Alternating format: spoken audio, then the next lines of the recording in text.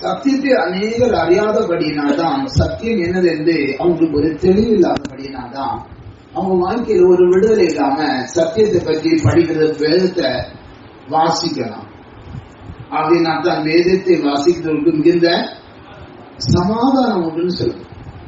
இன்னும் அநேகருடைய குடும்பத்துல அநேகருடைய வாழ்க்கையில சமாதானம் இல்லாம இருப்பதற்கு காரணம் பைபிள் படிக்கிறதே கிடையாது. பாலிய பிள்ளைகளானாலும் பெரியவங்களானாலும் இந்த பைபிள் கிடையாது. அவங்களுக்கு எத்தனை லட்சம் ரூபாய்னாலும் செலவு பண்ண முடியாது. ஆனா பைபிள் படிக்கிறதுக்கு அவங்களால ஒரு நிமிஷம் விட முடியாது. அப்போ வாழ்க்கையில் எப்படி இருக்காங்க? அங்கேனாத்தான் சத்தியத்தை அறிவீர்கள், சத்தியம் உங்களை விடுதலாக்கும். சத்தியம் நம்மை விடுதலாக்கக்கூடியது.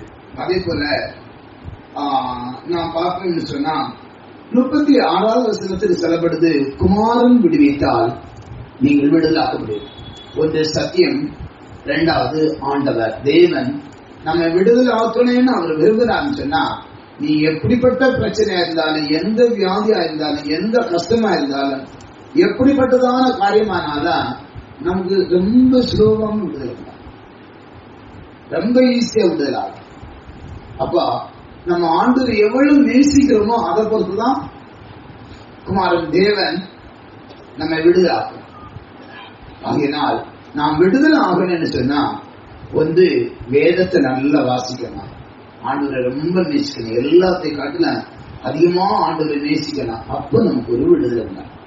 இந்த விடுதலை, இந்த தேவனும் இந்த சத்தியமும் ரெண்டு சேர்ற டைம்ல தான் நமக்கு ஒரு விடுதலை உண்டாகும். அப்ப விடுதலை அநேகருடைய வாழ்க்கையில விடுதலை இல்லாமல் இருப்பது காரணம் பல விதமான கட்டுகள். சங்கீதம் 68வது சங்கீதம் 6வது வசனத்தில் உருவமாக, சங்கீதம் 68:6, தேவன் தனிமையானவர்களுக்கு வீடு வாசல் ஏற்படுத்தி கட்டுண்டவர்களை விடுதலையாக்குகிறார். கட்டுண்டவர்களை விடுதலையாக்குறார். அப்பா, நீ என்ன கட்டுல இருக்கிற? எந்த விதமான கட்டுல இருக்கிற? பாவம் ஒரு கட்டு. பாவம் ஆகிய அந்த வல்லமை நம்மை கட்டி வைத்துட்ட. அது நம்ம விடவே செய்யாது. நம்ம அது வந்து நம்மளை இவ்வளோ ட்ரை பண்ணாலும் அது என்ன செய்ய, நமக்கு அது ஒரு இன்பத்தை போல இருக்கு. நம்ம அடிக்கிறது நம்மோடு போராட்டே இருக்கோம். நீங்க பார்த்தேன்னு சொன்னா சிம்சனை பாருங்க, அந்த தொழிலாளோட அவன் சேர்ந்துக்கிட்டான், அவன் அதை அழித்தது. ஆனா அவன் அதிலிருந்து விடுதலை ஆகும்படியாக விரும்பல, அதோட சேர்ந்துட்டே இருந்தான். ஆனா ஆண்டு சொல்லுகிறா, கட்டுண்டவர்களை விடுதலை ஆக்குறா. நீ விரும்பின ஆண்டவரே, என்னை இதிலிருந்து விடுதலை தாங்க, எனக்கு ஒரு விடுதலை கொடுங்க, எனக்கு ஒரு விடுதலை தந்தா நல்லா இருக்குமே அப்படின்னு சொல்லிட்டு நம்ம ஆண்டவருக்கு கேட்கணும்.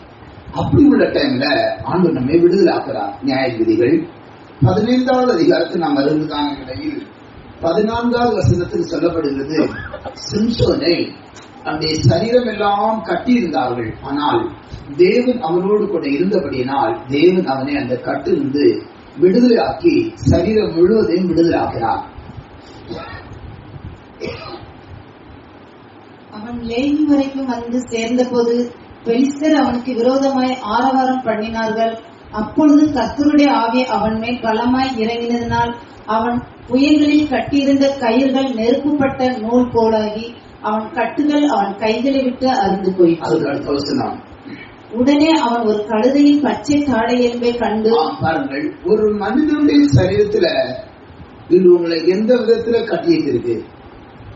சரீரம் எல்லாம் கட்டிட்டு இருக்கா? சொல்லுங்க. ரொம்ப முடியல, கஷ்டமா இருக்கு, ஒரு மாதிரி பலவீனமா இருக்கு, எனக்கு முடியல. அப்ப சரீரத்தை ஏதோ ஒரு வல்லமை உங்களை கட்டியிருக்கு, உங்க சரீரத்தை கட்டப்பட்டிருக்கு. இந்த கட்டு அறுக்கப்பட சொன்னா தேவனுடைய ஆவியானவர் உனக்குள் அலை இறங்கணும். ஆகினால்தான் அந்த ஆவியானவர் அவன் மீது இறங்கின வேளையில அவன் என்ன செய்யப்பட்டிருந்ததுன்னு சொன்னால் அந்த கட்டுகள் அருந்து போன. அப்போ சரீரத்துக்குள்ளால ஆவியானவர் வந்து இறங்கும்.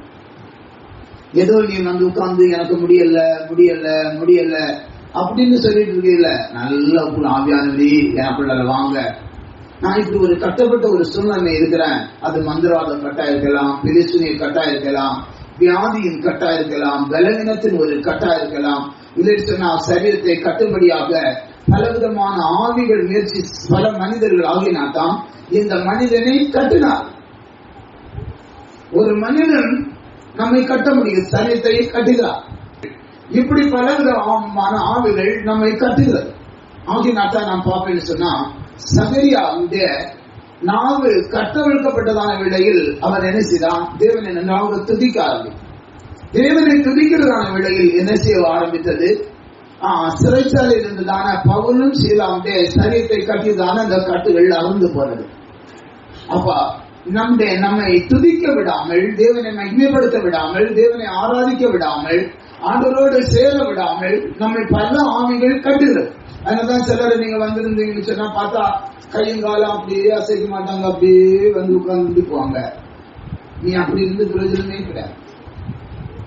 நல்ல வாய் திறந்து ஏசப்பா இந்த என்ன விடுதலாக்குங்க அப்படின்னு சொல்லி ஆண்டவர் கூப்பிட்டுட்டாங்க. ஆண்டவர் உனக்குள்ளாத வருவாரு. இப்படி விடுதலை நாம் பெற்றுக்கொள்ளலாம். ஆகினால்தான் தானியேல் 3வது அதிகாரம் 24-25 பார்க்கிறதான வேளையில் மனிதர்கள் தானியேல், தானியேல், சாத்ராக், மேசாக், ஆபேல் இவர்கள் என்ன செய்தாங்கன்னா கட்டினான். பொறாமை மூலமாய் காட்டினான். இதுதான் நல்லா இருக்கு பிடிக்காது, நல்லா இருக்கிறது, நல்லா வளர்றது பிடிக்காது, அவங்க சந்தோஷமா இருக்கிறது பிடிக்காது. இப்படி நினைச்சது பலரும் பலவிதமான பொறாமையினால் நினைச்சது அவர்களை அடிக்கணும்னு சொல்லி கட்டுகிறார். இப்படி நீங்க உங்களுடைய குடும்பம் நல்லா இருக்கக்கூடாது, வாழ்க்கை நல்லா இருக்கக்கூடாது, நீங்க சந்தோஷமா இருக்கக்கூடாது, நீங்க நல்ல ஒரு பிரீச்சர் லெவல்ல இருக்கக்கூடாது. இதெல்லாம் பிசாசுக்கு ஒரு பெரிய உறுத்தல். உன்னை எப்படி கட்டலாம்? இப்படி இவர்களை கட்டி என்ன செய்தார்கள்? எரிகிற அக்கினில தூக்கி போட்டாங்க. உன்னை யாரு விடுதலை ஆக்கிறத பார்க்கலாம், விடுதலை ஆக்க யாரு வர்றாங்க பார்க்கலாம். ஆகினாத்தான் எந்த கையில் உன்னை விடுதலை ஆக்குற யாரு அப்படின்னு சொல்லிட்டு ஆண்டவர் நினைத்தான் நீ விடுதலை. நல்ல ஆண்டுடைய சமத்துல ஆண்டுரேன்னு சொல்லிட்டு ஒப்பு கொடுத்தா. ஆகினாத்தான் சொல்லப்படுது சரீரங்களை அவர்கள் ஆண்டூருக்கு ஒப்பு கொடுத்தா. உன்னுடைய சரீரத்தை நீ ஆண்டூருக்கு ஒப்பு கொடுக்கணும். ஆண்டுரே, இந்த சரீரம் நீங்க படைத்த சரீரம், நீங்க உண்டாக்கின சரீரம், நீங்க தான் உங்க கையினால உருவாக்கின சரீரம். ஆண்டவரே, உமக்கு மறைவா அந்த சரீரத்தை ஒண்ணும் கிடையாது, ஒன்னும் செய்ய முடியாது அப்படின்னு ஆண்டுடைய சமூகத்துல ஒப்பு கொடுத்து நல்ல ஆண்டு துதித்து கையடிச்சுப்பாரு. உன் சரீரத்தில் இருக்க எந்த பிரச்சனைனாலும் எது ஆனாலும் உனக்கு தானாகவே அந்த பிரச்சனை மாறும், உன் கஷ்டம் மாறும், உன்னுடைய போராட்டங்கள் மாறும், உன்னுடைய வாழ்க்கையில் இருக்குதான கஷ்டங்கள் நீங்கி போகும். நம்முடைய வாழ்க்கை எப்படி கட்டும்படியாய் பல வல்லமைகள் முயற்சி. ஆகினால் ஆண்டவருக்கு நாம் இடம் கொடுத்துட்டதுல நம்ம ஒரு வல்லமை நம்ம செயல்படுத்த முடியாது. ஒன்னும் ஆகினால் தான் அவர்களை விடுதலாக்கும்படியாய் தேவனே இறங்கி வந்தார், ஆண்டவரே இறங்கி வந்தார், ஆண்டவரே அவர்களுக்கு உதவி செய்தார். அப்ப நம்மை அப்போஸ்தலர் 16வது அதிகாரத்துல 25-26 வசனத்தை நம்ம பார்ப்போம்னு சொன்னா அவங்களுடைய சரீரத்தை தான் கட்ட முடிந்தது, வாயை கட்ட முடியலையே. நடுராத்திரியிலே பவுலும் சீலாவும் ஜெபம் பண்ணி தேவனை துதித்து பாடினார்கள். காவலில் வைக்கப்பட்டவர்கள் அதை கேட்டுக் கொண்டிருந்தார்கள். சடுதியிலே சிறைச்சாலையின் அஸ்திபாரங்கள் அசையும்படியாக பூமி மிகவும் அதிர்ந்தது. உடனே கதவுகள் எல்லாம் திறவுண்டது. எல்லாருடைய கட்டுகளும் கலன்று போயிற்று. எல்லாருடைய கட்டுகள் இன்னைக்கு அநேகருடைய காரணம் ஆண்டவரை சோத்திரம் பண்றப்படாது. வாய் திறந்து நல்ல சோத்திரம் பண்றப்படாது. நல்ல எவ்வளவு சத்தமா நீ சோத்திரம் பண்ணியோ அது உன்னுடைய வாழ்க்கைக்கு ஒரு விடுதலை. உன்னுடைய சரீரத்தை கட்ட முடியாது, உன் வாழ்க்கையை கட்ட முடியாது. பவுலும் சீலாவும் சரீரம் முழுவதும் கட்டி பார்த்தாங்க. அவங்க நல்ல தேவனை துதித்த டைம்ல கட்டுகள் அறந்து போனதா இல்லையா? இன்னைக்கு சொல்ற எனக்கு அப்படி இருக்கு, இப்படி இருக்கு, அது இருக்கு, இது இருக்கு. நீ காரணம் என்னன்னு சொன்னா நீங்க தேவனை துதிக்கிறது இருக்காது, வாய் திறந்து சத்தமா துதிக்கிறது இருக்காது. நல்ல சத்தமா எவ்வளவு நீ துதிக்கிறியோ அவளோட சத்தத்துக்கு ஏற்றவாறு உங்களுடைய வாழ்க்கையில் ஒரு விடுதலை. உங்க வாழ்க்கையை நீங்க நினைச்சு பாருங்க. இந்த பாருங்க, சிலர் எவ்வளவு சத்தமா சோதரம் பண்றாங்க, சோதரான் சோதரான் சோதரன்னு. அவங்க எவ்வளவு பிரச்சனை, ஒன்ன காட்டிலும் பயங்கர பிரச்சனை இருக்கு அவங்களுக்கு. ஆனா அவங்க வாழ்க்கையில ரொம்ப டீசெண்டா ஜென்ரலா இருப்பாங்க. காரணம் அவங்களுக்கு ஒரு பிரச்சனையும் ஒண்ணு செய்ய. அப்படின்னா இந்த பவுலும் சீலாவை ஒருத்தரும் ஒண்ணு செஞ்சார். பாத்தீங்களா? ஒன்னும் செய்ய முடியல. நல்ல உன் வாழ்க்கையில உணர்ந்து பாரு, ஒன்னும் செய்ய முடியல. இது நீ சொல்ற எனக்கு அந்த பிரச்சனை இருக்கு, இந்த பிரச்சனை இருக்கு, அந்த போராட்டம் இருக்கு, இந்த போராட்டம் இருக்கு. நல்ல சொத்து பண்ணி பாரு, நல்ல சத்தமா துதித்து பாரு. உன் பிரச்சனை ஒண்ணு தான் விடுதலை அப்பா அப்படின்னு. ஆகினால்தான் அவர்களை கட்டிலிருந்து விடுதலை ஆக்குறார்.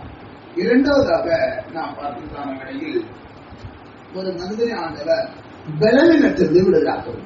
பலவீனம் ஆகினால்தான் லூக்கா 13வது அதிகாரம் 12வது வசனத்தில் சொல்லப்படுகிறது. பலவீனன் ஆகிய ஒரு வல்லவனை காட்டியிருக்கிறது. இயேசு அவளை கண்டு தம்மிடத்தில் அழைத்து, ஸ்ரீயே, உன் பலவீனத்தினின்று விடுதலையாக்கப்பட்டாய் என்று சொல்லி. பலவீனத்துல பலவீனம் நம்ம ஒரு மாதிரி பலவீனமாக்கி ஒண்ணும் இல்லாம ஆக்கி அப்படியே சோர்ந்து போயிடும். கேட்டா எழும்ப முடியல, நடக்க முடியல, உட்கார முடியல, ஒண்ணும் செய்ய முடியல, ரொம்ப பலவீனம். அதுக்கு நடுவுல ஆவி இருக்கு, அழிக்க முடியாது, பலவீனப்படுத்த முடியாது ஒரு ஆவி இருக்கு. ஆனா நம்முடைய அறிக்கை எப்படி இருக்கணும் தெரியுமா? நம்முடைய அறிக்கை எப்படி இருக்கணும்? 2 கொரிந்தியர் 9வது அதிகாரம் 12வது வசனத்தில் சொல்லப்படுது. உன்னுடைய பலவீனத்தில் செய்யப்படுகிறது.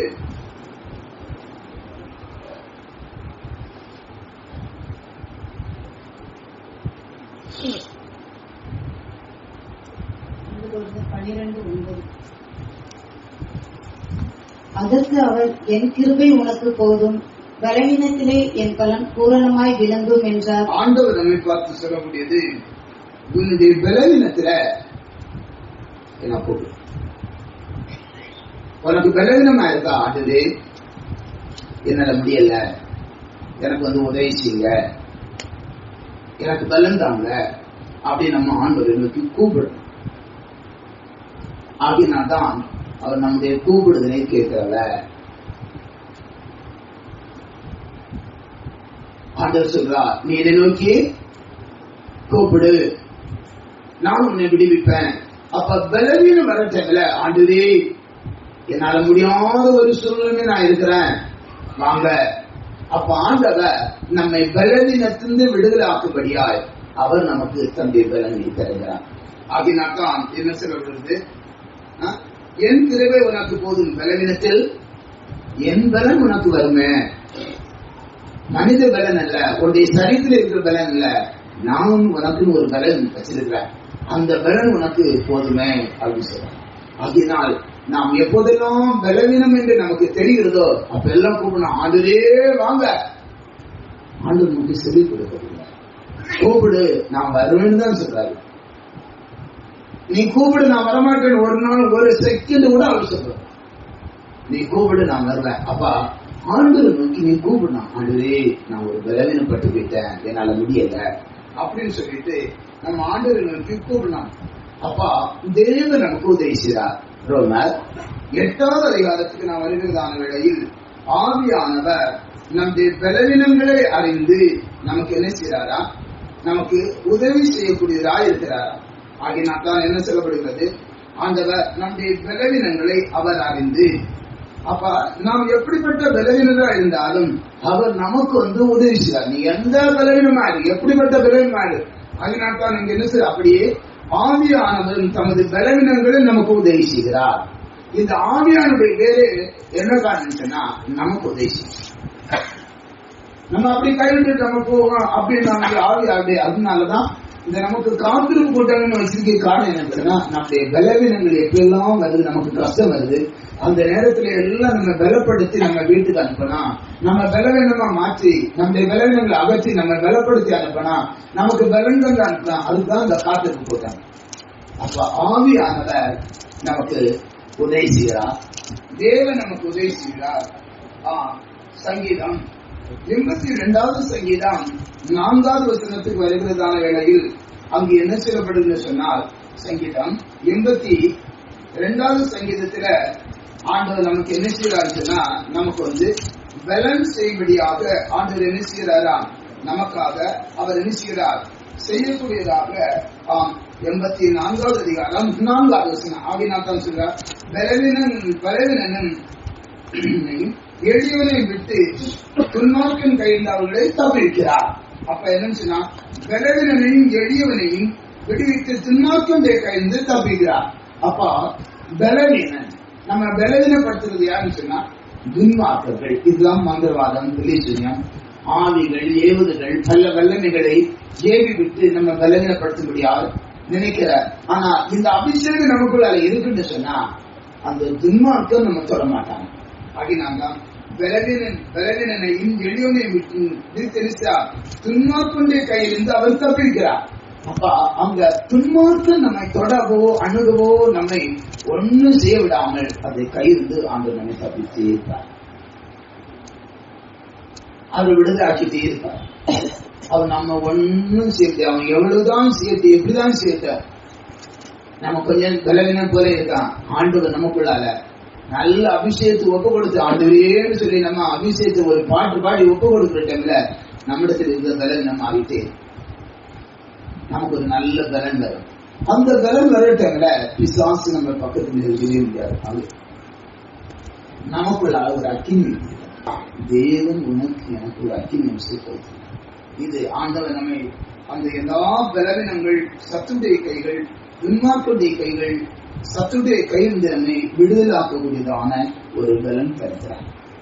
இனி அடுத்து சொல்லிட்டு இருந்த அர்த்தம் இல்லை. இப்ப நீங்க ஆண்டவருடைய சமைக்கிற விடுதலையோடு பலவீனம் இல்லாம கஷ்டம் இல்லாம ஆண்டவருக்கு தைரியமா நிக்க, ஆண்டவருக்கு தைரியமா உதவி செய்ய, ஆண்டவருக்காக தைரியம் அந்த சத்தியத்துக்காக நிக்க இந்த தேவன் நம்மை விடுதலாக.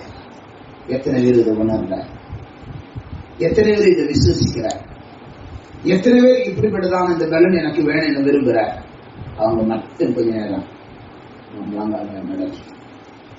தேவனே ஆவியானது என விடுதலாக்கலாங்க அப்படின்னு சொல்லிட்டு நல்ல துதிக்கக்கூடியவங்க,